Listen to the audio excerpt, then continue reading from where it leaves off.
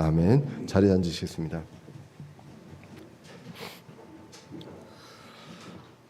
오늘은 로마서 14장 8절에서 13절 말씀을 통해서 무엇을 판단하는가라는 제목으로 말씀을 같이 살펴보고자 합니다. 우리가 로마서 1장부터 11장까지 굉장히 오랜 기간 동안에 구원에 대해서 우리가 교리를 굉장히 이제 체계적으로 이야기를 했습니다. 그 구원에 있어서는 미리 아심이 있었고 또 하나님의 선택이 있었습니다. 민족적인 선택도 있었고요. 이제는 개개인의 어떤 구원이 하나님과의 관계에서 이루어진다라는 것을 로마서 1장부터 11장을 통해서 이제 모든 것들을 이제 배웠습니다. 그리고 이제 12장부터는 성도의 거룩한 삶을 이야기하고 있습니다. 이제 구원받은 사람이 어떻게 살아야 하는가 이 부분에 대해서 굉장히 이제 구체적으로 이야기를 하고 있고요. 결국은 관계라는 것입니다. 우리가 혼자 예수님 믿고 혼자 신앙생활하면서 혼자 하나님과의 관계만 하는 것, 이것은 반쪽짜리라는 것이죠.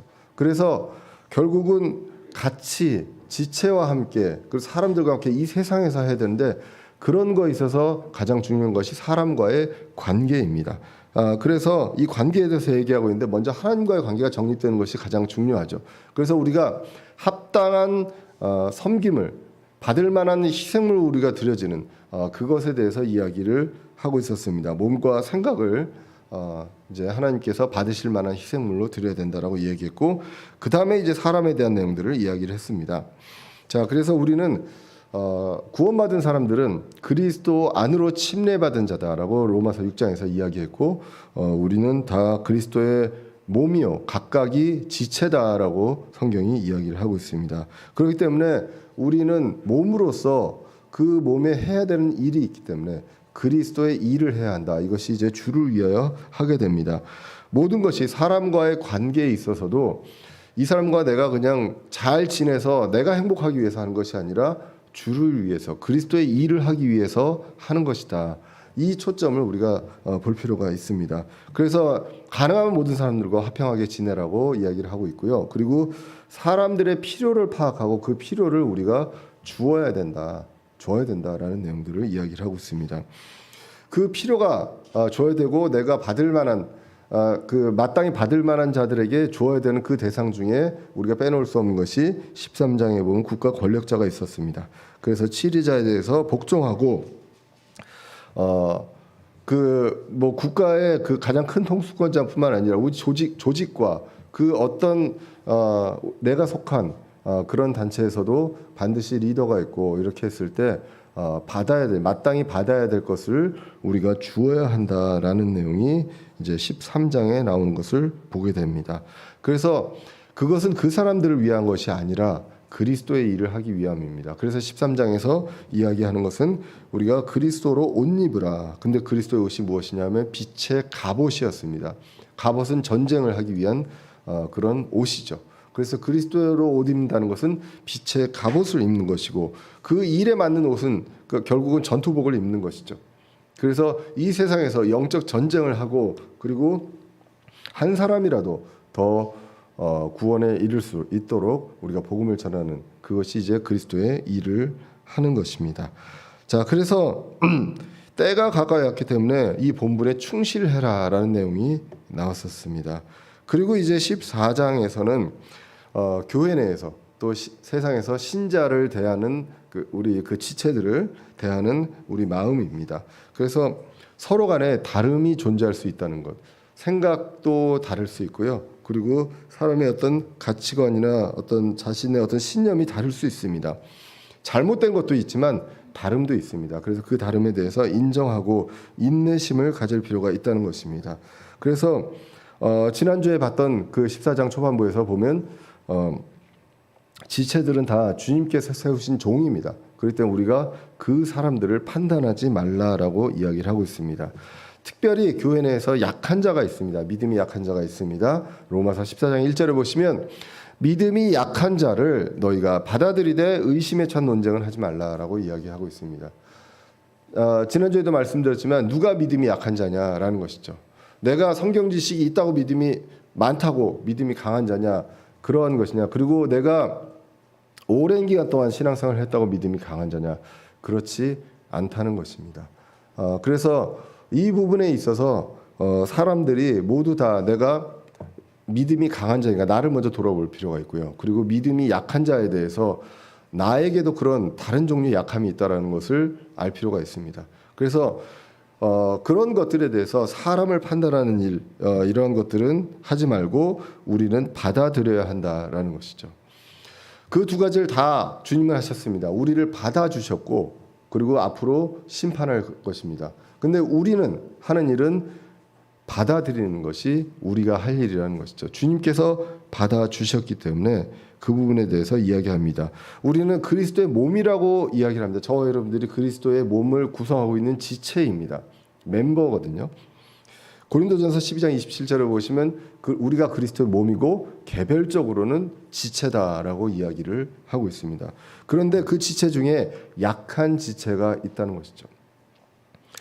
그래서 그들을 판단해서 너는 약해, 너는 이게 문제야라는 것이 아니라 그것들을 그 지체들을 받아들이는 것이 필요하다. 그래서 이제 로마서 14장에서 먹는 것과 나를 귀히 여기는 것 이런 부분들에 대해서 아직까지도 속박이 되어 있는 사람들이 분명히 있습니다. 그런데 그 부분들에 대해서 우리가 판단할 것이냐 말 것이냐 판단하지 말라라고 이야기를 하고 있습니다. 그것으로 인해서 사람을 판단하지 말라는 것입니다. 원론적으로 우리는 자유로운 자가 맞습니다. 갈라디아서 5장 1절에 보시면 그리스도께서 자유로 우리를 자유롭게 하셨으니 그러므로 그 자유 안에서 굳게 서고 다시 속방의 멍에를 매지 말라. 이것은 원론적으로 맞습니다. 우리는 자유합니다. 그런데 이 자유함이 있음에도 불구하고 예전에 그 노예 근성 때문에 이런 것들에 있어서 불안감이 있습니다. 이제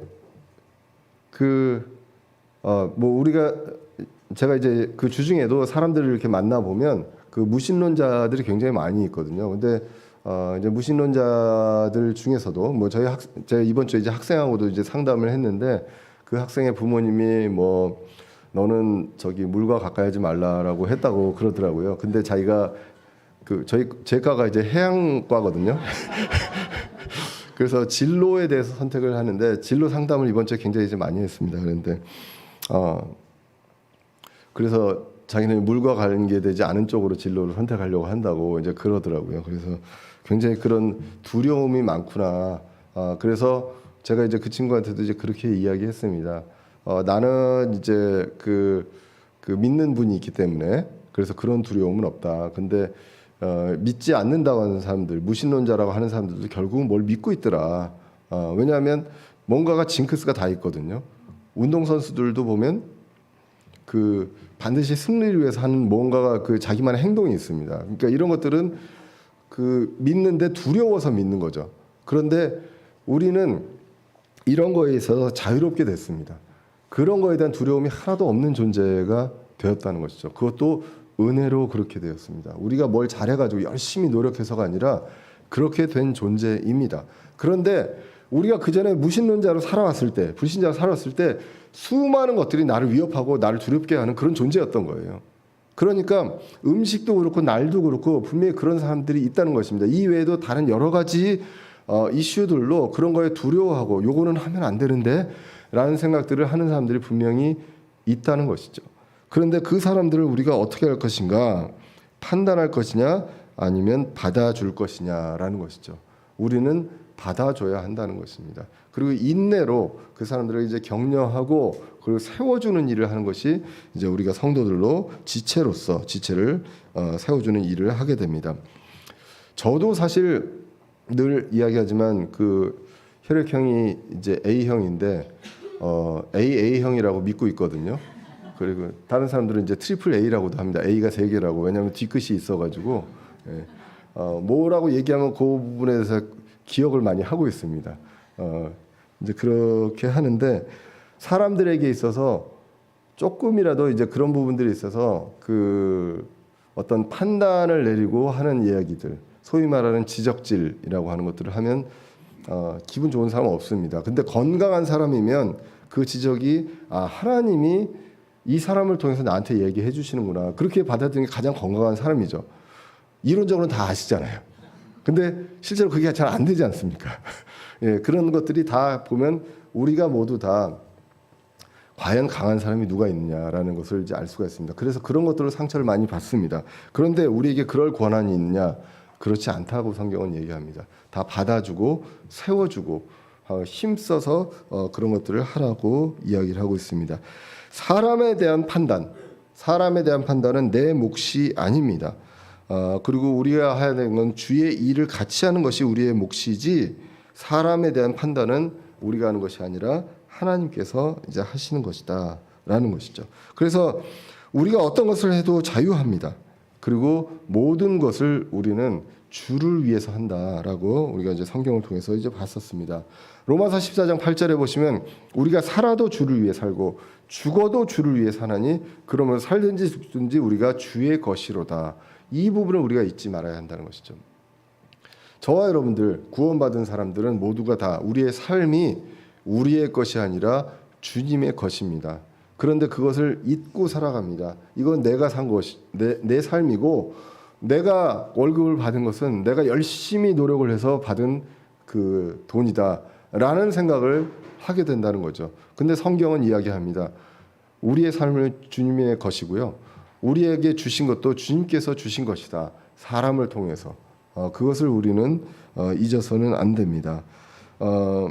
그런데 우리는 이런 부분들에서 잊고 살다 보니까 사람을 보게 됩니다. 사람을 보게 되고 판단을 하게 됩니다. 근데 이제 판단을 하는 데 있어서 가장 그 판단을 하면서 거기서 이제 꼭 같이 오는 것이 있습니다. 그것이 바로 비교 의식이거든요. 사람과 비교를 하게 됩니다. 비교를 해서 사람과 비교를 해서 나를 정당화시킬 때 내가 쟤보단 나라고 하면서 이제 정당화시킨 거 하나님 보시기엔 다 똑같은데 그렇게 하고 또 내가 저 사람보다 이게 못해라고 이제 비교를 하게 됩니다.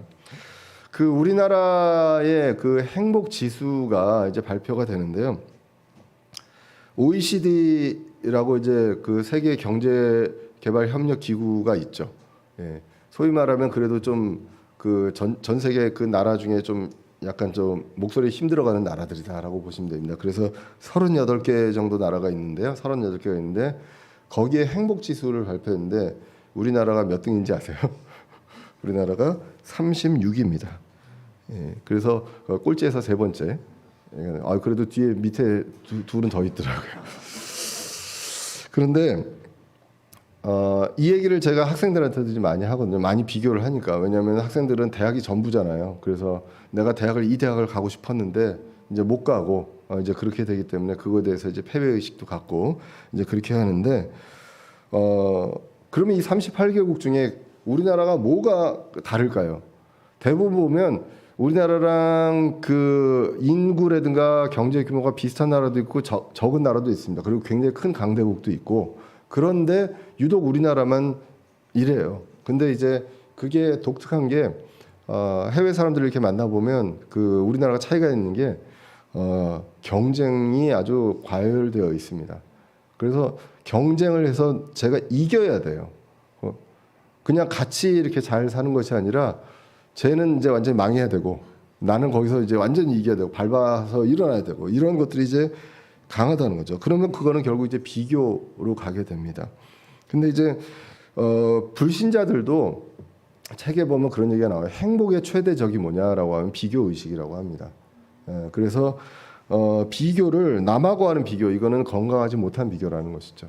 그래서 하버드 대학교의 행복학 강의가 있는데 거기서 나오는 말 중에 건강한 비교는 과거의 나 자신과 비교하는 것이다. 내가 과거의 내 모습에 비해서 지금 얼마나 달라졌는가 이걸로 비교하는 것이 건강한 것이지 다른 사람과 비교하는 것 이것은 건강하지 못하다. 근데 그 건강은 그 비교 때문에 우리가 행복하지 못하고 이렇게 되는데 그 비교에 뭐가 있느냐라고 판단을 하게 된다는 거죠. 사람을 판단하게 된다는 것. 어떤 여러 가지 일들과 갖고 있는 조건들이 있는데 그것들로 사람을 판단하게 된다는 것입니다. 그런데 이 모든 사람들, 우리 교회에 있는 우리 지체들, 이 사람들이 있는데 이 사람들에 대해서 우리가 판단할 것이 아니라 주님께서 판단하시고 받으셨다는 것을 우리는 잊지 말아야 되고, 그 사람의 삶도 그렇고 저와 여러분들의 삶도 다 내 것이 아니라 주의 것이다라는 것이죠. 그래서 이것을 위해서 예수님께서 하신 일이 있다라고 로마서 14장 9절에서 이야기를 합니다. 이 목적을 위해 그리스도께서 죽으시고 일어나사 다시 살아나셨으니 이것은 그분께서 죽은 자와 산 자의 주가 되려 하심이라라고 기록합니다. 그래서 이 저와 여러분들의 모든 삶이 주의 것입니다. 주님께서 왜 그러셨습니까? 값을 주고 사셨거든요. 그래서 다른 우리가 주님의 소유가 아니었는데 대가를 치르고 이제는 주님의 소유로 사셨다는 것입니다. 저와 여러분들이 잘한 게 없는데 그런 것들을 하셨는데 그 대가가 무엇이었습니까? 바로 예수 그리스도의 목숨이었습니다. 그래서 그 죽음으로 그것을 값을 치르고 사셨다라고 기록을 하고 있습니다. 그래서 이 목적을 위해서 죽으시고 일어나서 다시 살아나셨습니다. 이제는 우리가 살아나신 그리스도의 몸이 되었습니다. 그래서 그리스도의 일을 하게 됩니다.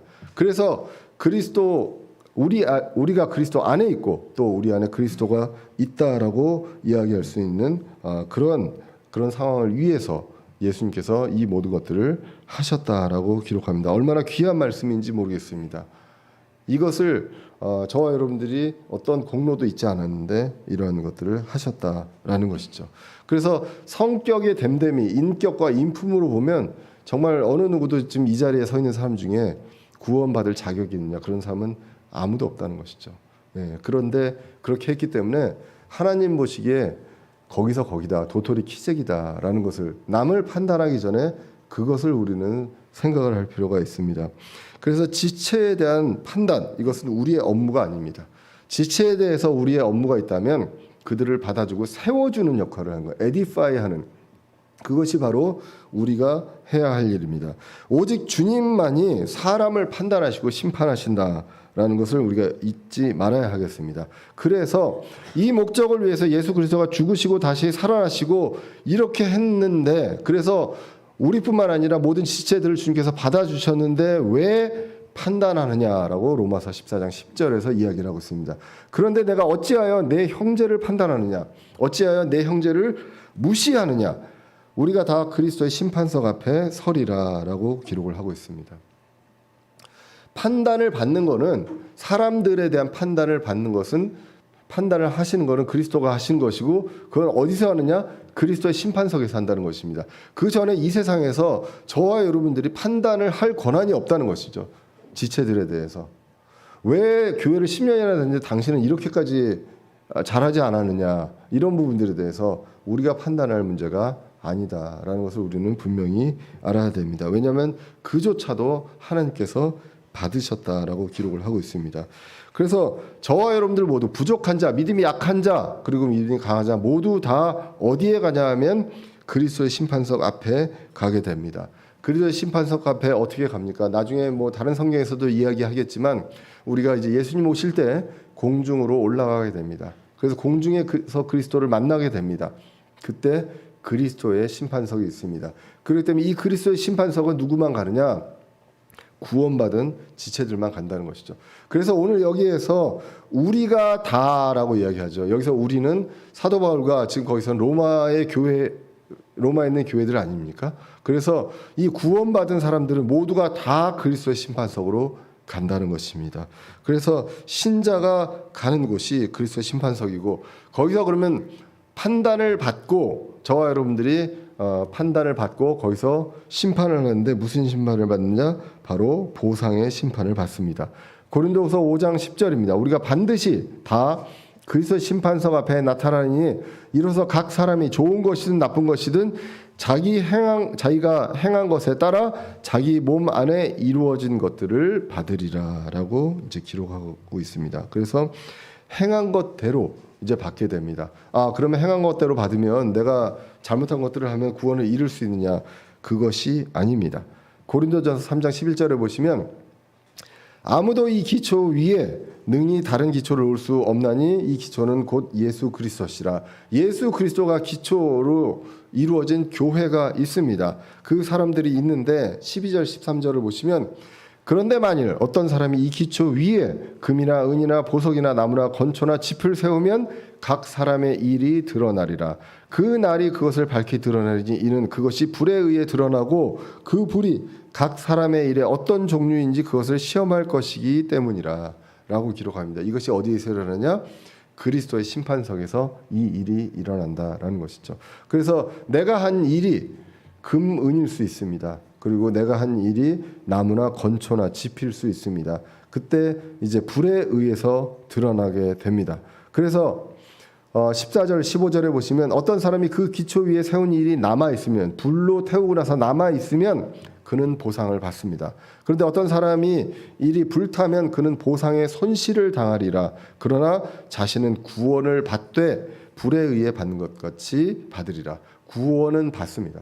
근데 보상을 잃어버리는 그러한 일들이 일어난다. 이것은 다 신자에 대한 판단과 심판에 대한 내용입니다. 그래서 그리스도의 심판석, 예수님을 만날 때 이제 공중에서 이루어지게 됩니다. 그래서 성경에서 보면 거기에서 보상이 나오는데 여러 가지 보상이 나오는데 관이 나옵니다. 이 관은 이제 우리가 뭐 왕관, 크라운입니다. 그 면류관이라고도 이제 그 개성계에 있는 관이 나오는데 의의 관이 있고요. 그리고 썩지 않는 관이 있습니다. 그리고 영광의 관이 있고 환희의 관이 있고 생명의 관이 있습니다. 그래서 그러한 관들을 받게 됩니다. 그리고 이제 요한계시록 4장에 보시면 24 장로들이 그 관을 주님 앞에 영광 돌리면서 그 관을 다시 주님 앞에 던지는 그 모습을 이제 보게 됩니다. 이러한 것들이 이제 공중에서 일어나게 됩니다. 그러면 여기서 뭐냐? 판단하지 말라고 합니다. 왜 판단을 해? 이거는 판단해서 그 사람들을, 우리가 다른 사람들을 판단할 문제가 아니라 모두 다 그리스도의 심판석 앞에 가서 보상의 심판을 그리스도가 하신다. 그렇기 때문에 우리가 한 사람 한 사람에 대해서 판단하지 말라라고 이야기를 하고 있습니다. 그래서 이 심판을 하나님께서 하시는데 그리스도가 하나님이시죠. 그래서 그리스도의 심판석 이야기를 하고 11절에서는 하나님께 이제 자백한다라는 내용을 이야기를 하게 됩니다. 그래서 로마서 14장 11절에 보시면 기록된 바 내가 살아있음을 두고 맹세하노니 모든 무릎이 내게 굴복하고 모든 혀가 하나님께 자백하리라 주가 말하노라 하였느니라. 이 말씀이 이제 하나님께 자백한다. 그리고 모두가 다 무릎 꿇고 그런 것들을 한다라는 말씀을 이사야서 45장 23절 말씀을 여기서 인용을 합니다. 그러니까 그리스도의 심판석에서 우리가 하는 일이 이러한 것이다라고 사도 바울이 하나님의 영감으로 이사야서 45장 23절을 인용을 합니다. 이사야서 45장 23절에 보시면 내가 나를 두고 맹세하기를 내 입에서 의로움 속에서 말이 나갔은즉 그것이 돌아오지 아니하리니 이로써 모든 무릎이 내게 굴복하고 모든 혀가 맹세하리라 하였노라라고 이야기를 하고 있습니다. 자, 그래서 하나님께서 이것을 이제 심판하신다. 그리고 거기가 그리스도의 심판석입니다. 그래서 여기서도 우리가 알 수 있는 것, 예수 그리스도가 하나님이시다라는 것을 알 수가 있습니다. 그리고 이제 또 다른 심판이 있습니다. 불신자들에 대한 심판이 있습니다. 이것은 심판의 결과가 정죄인 그런 심판이 있습니다. 거기에는 우리가 가지 않습니다. 그렇기 때문에 그 부분에 대해서 이렇게 이야기합니다. 로마서 8장 1절을 보시면 그러므로 이제 그리스도 예수님 안에 있는 자들에게는 정죄함이 없나니 그들은 육신을 따라 걷지 아니하고 성령을 따라 걷느니라 라고 이야기합니다. 그래서 정죄함을 하는 그러한 심판이 있는 날이 있습니다. 근데 그 심판은 우리가 가는 심판이 아닙니다. 요한계시록 20장 11절 이하에서 보시면 흰 왕좌의 심판이 있습니다. 그 심판으로 인해서 불신자들이 심판을 받고 둘째 사망에 이른다라는 내용이 나와 있습니다.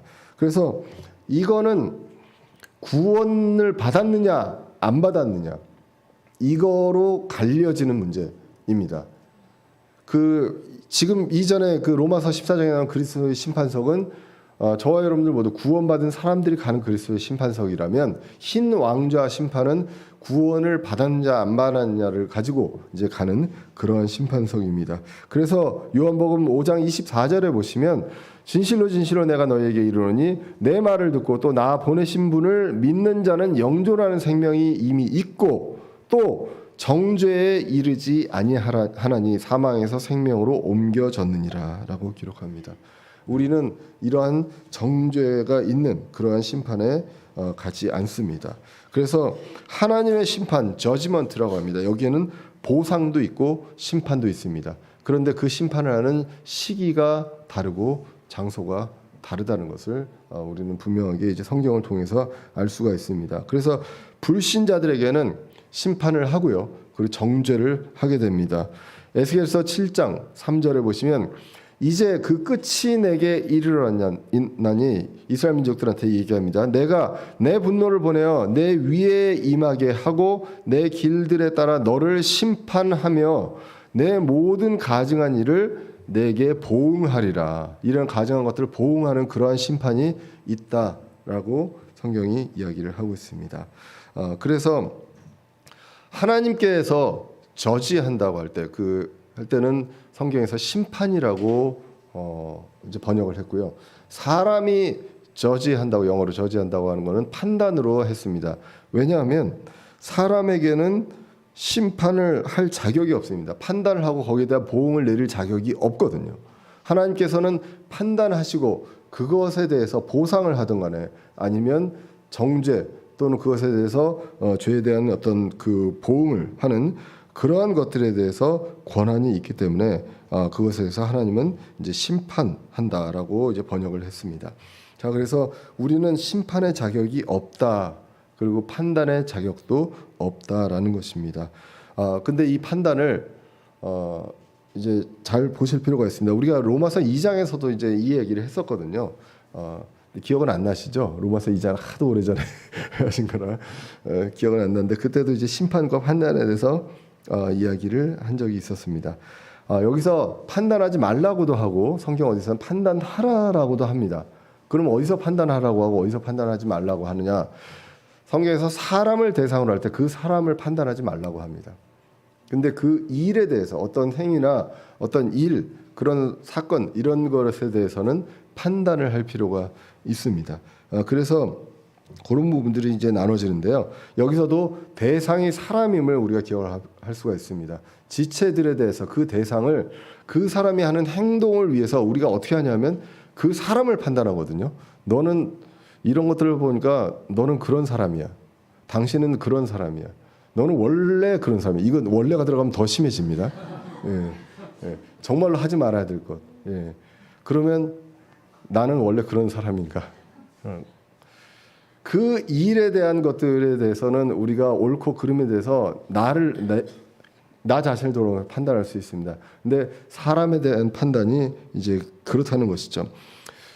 이 말씀을 준비하면서 저를 많이 돌아봤는데 저도 많이 이제 그런 일들이 그동안에도 있었고 또 학생을 상대하다 보니까 그런 일들도 많이 있었습니다. 사람들이 판단을 굉장히 많이 하거든요. 불신자도 그렇고 신자들도 그렇고 제가 이제 어디서 이제 강의를 한번 들은 적이 있었는데 이제 이미지에 관련된 거, 그다음에 퍼스널 컬러라고 하는데 개인의 색깔이 있대요. 그래서 사람의 혈색과 이런 것들 때문에 옷을 그 색깔에 맞게 입는 것이 중요하다가 퍼스널 컬러 얘기를 하는 거를 학교에서 이제 강연이 있어서 이제 들은 적이 있는데 보통은 사람을 판단하는 데 있어서요. 전 세계적으로 이제 스탠다드가 시간이 얼마나 걸리는지 아세요? 사람을 판단하는데 10초가 걸린답니다. 10초 만에 사람을 판단한다고 합니다. 그런데 그거를 판단을 해서 그 선입견을 바꾸는 데는 최장 한 20년이 걸린다. 뭐 그런 얘기를 하더라고요. 근데 더 놀라운 거는 한국에서는 판단이 몇 초 걸리는지 아세요? 통계적으로? 어떻게 아세요? 3초. 예, 3초입니다. 그래서 옷을 입을 때 상반신만 신경 써라 그런 얘기를 하더라고요. 예, 상반신만 신경 쓰고 이 말투와 목소리와 설명하는 것에 있어서 말을 막 이제 질질 끈다든가 문장이 길어진다든가 뭐 이런 부분들이 굉장히 사람들의 신뢰도를 떨어뜨린다고 합니다. 그래서 그러한 것들이 3초 만에 거의 이제 결정이 된다고 하더라고요. 근데 그걸 바꾸는 데는 엄청나게 오랜 시간이 걸리는 거죠. 그럼 거꾸로 내가 그렇게 판단하고 있지는 않나 생각을 해볼 필요가 있다는 것이죠. 저도 출석 부르면서 학생들을 이렇게 보면서 눈빛을 보거든요. 눈빛으로 일단 3초 만에 판단을 해버립니다. 저 친구는 이제 그 의지가 있구나 이런 것들. 예, 그래서 이런 것들이 결국은 내가 그 친구들을 판단을 하고 있지 않나 이런 생각들을 굉장히 많이 해봤고요. 오랫동안 이제 상담을 하면서 보면 이 친구들이 이런 그 사정이 있었구나 이런 내용들을 하면서 제가 그런 부분을 바꾸려고 노력을 하고 있는데 이번 주에 제가 이제 그 상담을 하는 주가 아니라 한 25명 정도를 했어요. 한 30분 이상씩 했는데 말씀이 이거더라고요. 그래서 참 하나님이 나한테 주신 말씀이구나라고 이제 생각을 했었습니다. 사람을 판단하게 되더라고요. 그 사람의 일을 판단하고 어떤 옳고 그름을 판단하는 게 아니라 사람을 판단하고 있는 내 모습을 보게 되었습니다. 그래서 우리는 그런 부분들에 있어서 우리가 볼 필요가 있습니다. 여기서도 보시면 로마서 2장 1절에도 오 판단하는 사람아 내가 누구이든 변명할 수 없나니 이는 판단하는 내가 같은 일을 행함으로 다른 사람을 판단하는 것입니다. 그 사람을 판단하는 거거든요. 다른 사람을 판단하는 것에서 내 자신을 정죄하기 때문이라라고 해서 로마서 2장에서 이제 판단에 대한 내용들이 나왔습니다. 그리스도께서도 심판을 하십니다.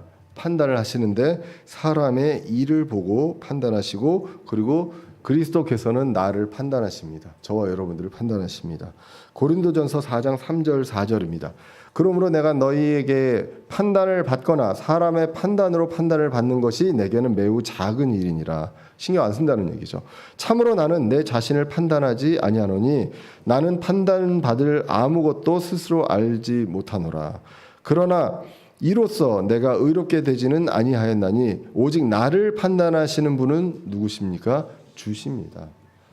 저와 여러분들이 우리 자신도 판단하면 안 됩니다. 나는 원래 그런 사람이고 나는 아무것도 할 수 없는 사람이야. 이것도 하면 안 된다는 것이죠. 나를 판단하는 것은 누구만 하시느냐? 주만 하신다는 것입니다. 나의 능력을 저와 여러분들의 능력을 정확히 잘 모릅니다. 내가 얼마나 할 수 있는지 주님이 더 잘 아신다는 것이죠.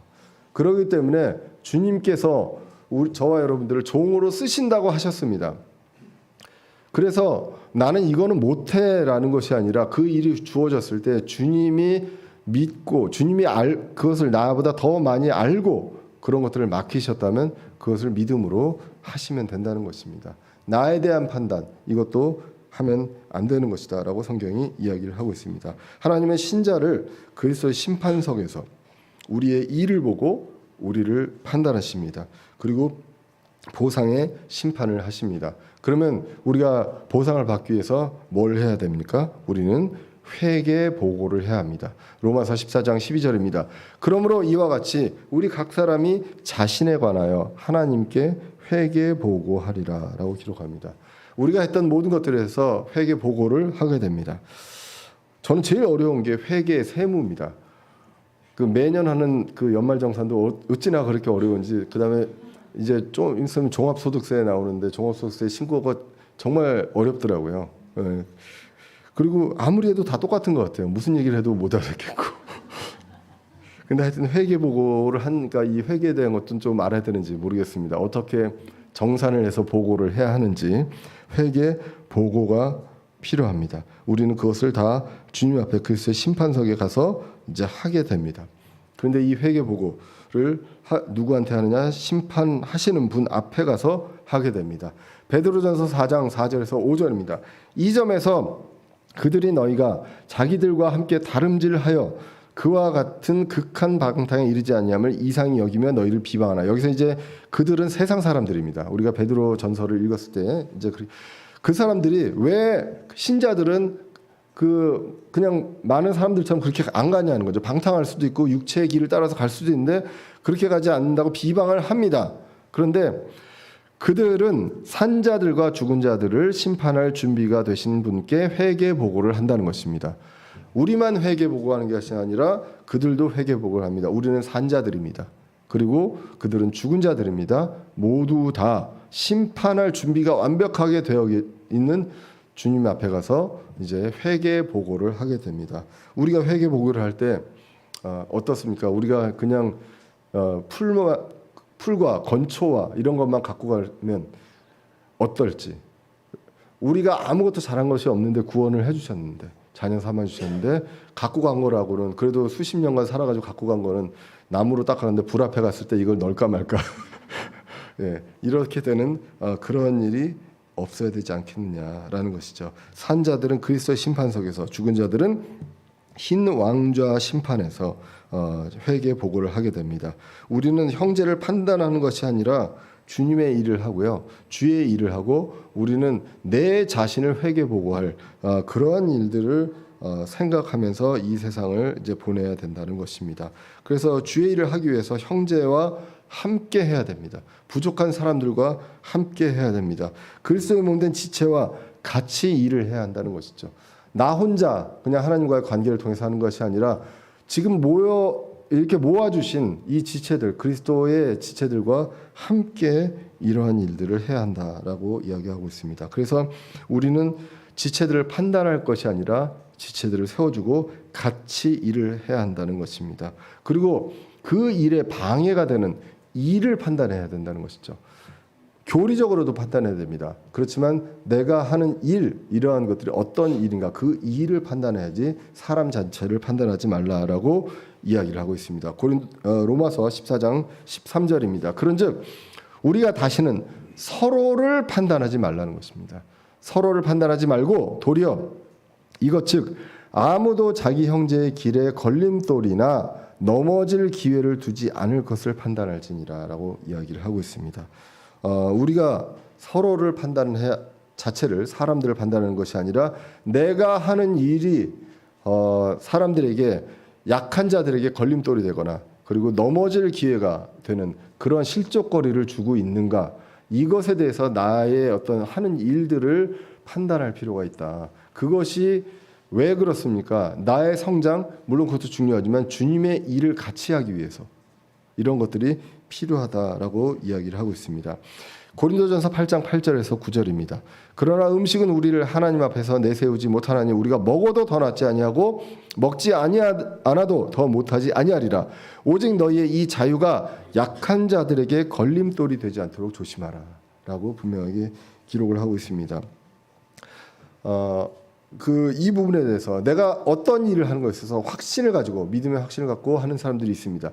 그렇지 못해서 불안해서 그걸 못하는 사람들이 있는데, 그 부분에 대해서 우리가 어떻게 이야기할 것인가, 세워줄 것인가, 판단할 것인가. 판단을 했을 때 이것이 오히려 실족거리가 될 수 있다, 넘어질 기회가 될 수 있다. 이것을 우리가 분명하게 판단을 할 필요가 있습니다. 나의 일에 대해서 판단할 필요가 있습니다. 그래서 남과 다른 사람이 아니라 내가 하고 있는 일을 판단해라 라는 것이죠. 그래서 그런 부분들에 있어서 가장 취약한 존재가 늘 말씀드리지만 선생님과 목사님입니다. 예, 늘 뭔가를 답을 주려고 하는 그런 강박관념이 있거든요. 그래서 이제 그 부분들에 대해서 늘 조심을 해야 합니다. 야고보서 3장 1절 2절에서 이렇게 얘기합니다. 형제들아, 너희는 많은 선생이 되지 말라. 예. 우리가 더 큰 정죄를 받을 줄 너희가 아느니라. 왜냐하면 자꾸 판단하고 자꾸 지적질하고, 그래서 우리가 다 많은 것에서 실족하나니 만일 어떤 사람이 말에서 실족하지 아니하면 바로 그 사람은 완전한 사람이다. 그러면 꼭 결국 어떻습니까? 여러분들이 완전하지 않잖아요. 그럼 뭐에서 실족합니까? 말에서. 그래서 말 조심해야 된다라는 것이 잠언에 그렇게 많이 나오는 것입니다. 내 의도는 이 사람 내가 이 얘기를 하면 고칠 것 같아 라고 생각할 것은 그렇게 생각하지만 그것은 전적으로 저와 여러분들의 생각이요, 하나님의 생각이 아닐 수 있다는 것. 그것을 우리가 분명하게 기억을 하고 우리는 이 말에서 실족거리를 주는지 안 주는지 우리가 분명하게 볼 필요가 있습니다. 믿음에 약한 자가 있습니다. 자유를 누리지 못하는 지체가 분명히 있습니다. 근데 그 지체를 판단하는 일, 그것에 대해서는 하지 말아야 한다는 것이죠. 선배 목사님 중에 이런 말씀을 하신 그 목사님이 있습니다. 사람의 단점은요, 자연스럽게 시간이 지나가면 보인답니다. 모든 사람의 단점은 우리 지체들 우리 처음에는 다 좋은 것만 보이다가 한참 지나고 나면 저 사람의 성격이 어떻고 이런 것들은 자연스럽게 다 보일 수밖에 없습니다. 그런데 장점은 노력해야 보인다는 것이죠. 그래서 저와 여러분들이 그 사람의 장점, 하나님께서 받아들여주고 세워주셨다는 그것을 우리는 노력해서 찾으려고 해야 된다. 그래서 에베소서 4장에서 힘써 지키라, 하나됨을 힘써 지키라라고 이야기를 하고 있습니다. 그런데 거기에 있어서 말이 실족거리가 되는 경우들이 굉장히 많이 있습니다. 그래서 그런 부분들에 대해서 농담이라도 조심하셔라라는 것. 농담이 나는 농담으로 얘기했는데 저쪽에서는 비수가 꽂히는 경우들이 굉장히 많이 있습니다. 우리는 농담을 해도 세워주는 일을 해야 합니다. 그렇지 않았을 때 우리는 하나님 앞에서 그리스도의 심판석에서 부끄러움을 당할 수 있습니다. 요한일서 2장 28절입니다. 어린 자녀들아 이제 그분 안에 거하라. 이것은 그분께서 나타나실 때 우리가 확신을 가지게 하려 하며 또 그분께서 오실 때 우리가 그분 앞에서 부끄러움을 당하지 아니하게 하려 함이라. 우리가 부끄러움을 당하지 않도록 우리가 하루하루를 어떻게 살아가야 되는가. 저와 여러분들 구원받은 사람들이라면 어떻게 살아가야 되는지 이 부분에 대해서 우리가 볼 필요가 있는데 가장 구체적으로 우리가 하지 말아야 될 것이 사람을 판단하는 일입니다. 그리고 정말로 해야 되는 것이 어떤 일, 내가 하는 말, 그리고 교리적인 부분들에 대한 부분들은 반드시 돌아보고 판단해야 합니다. 그래서 그것을 주의하고 조심하라라고 성경이 이야기를 하고 있다는 것입니다. 그래서 우리는 하지 말아야 할 것을 분명히 알고 그리고 해야 할 것이 있습니다. 지체들에게. 그 해야 할 것을 우리가 분명하게 알고 우리는 우리의 삶이 우리의 것이 아니라 주님을 위한 삶임을 분명히 알고요. 주님만 바라보며 주님 다시 오신 날까지 그 그리스도의 일을 잘 감당하는 저와 여러분들 되시기를 간절히 기원합니다. 기도하겠습니다. 살아계신 하나님 아버지,